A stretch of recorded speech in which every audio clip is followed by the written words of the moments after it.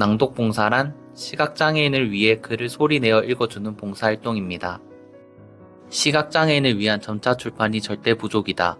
우리나라 출판물의 단 2%가 점자 출판이 됩니다.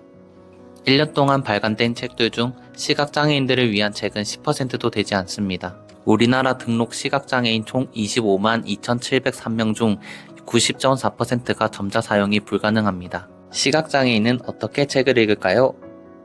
첫 번째, 유튜브. 현재 가장 많이 이용하고 있는 유튜브 검색으로 소리 도서를 이용할 수 있습니다.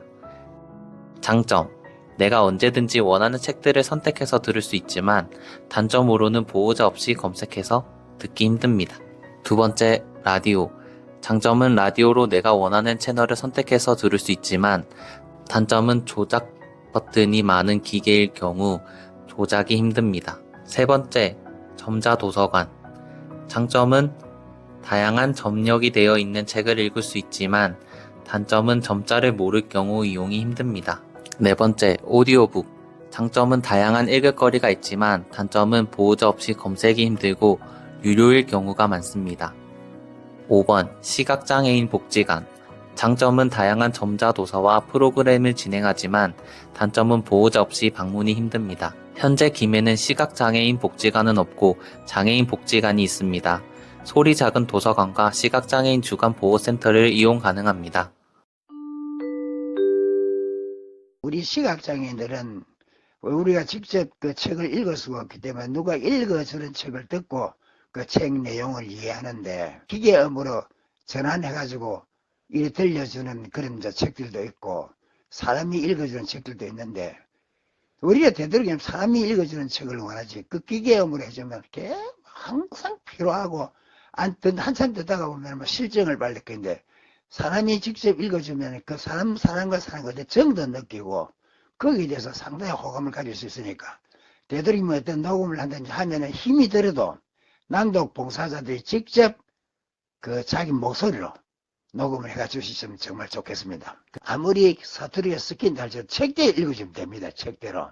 낭독 시 주의사항. 1번, 따뜻하게 대화하듯이 활력 있는 느낌으로 읽기. 2번, 내용을 상상하면서 이미지화하면서 읽기. 3번, 일반적이지 않는 단어는 명확하게 읽기. 전문적으로 낭독 봉사 시 배워야 할 사항이 매우 많습니다. 집에서도 쉽게 낭독 봉사할 수 있는 방법. 휴대폰 녹음 기능으로 유무선 마이크와 대본만 있다면 어디서든지 낭독 봉사가 가능합니다. 시각장애인 복지관에서는 낭독 자원봉사자를 모집 중입니다. 김해의 소식.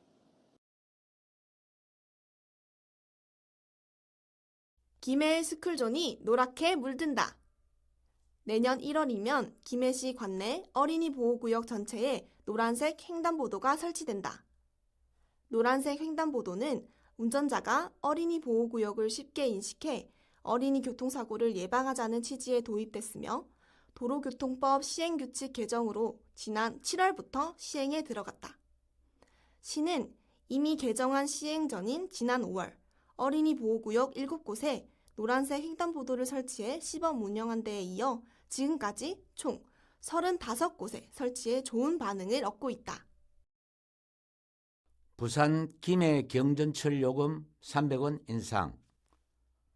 부산 김해 경전철 요금이 300원 인상된다.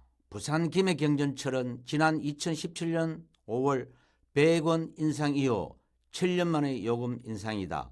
시는 그간 환승 할인제 시행 및 급격한 인건비 상승, 개통 후 10년이 경과되어 시설 노후화 등에 따라 시 재정의 막대한 부담이 가중되어 요금 인상을 결정하게 됐다.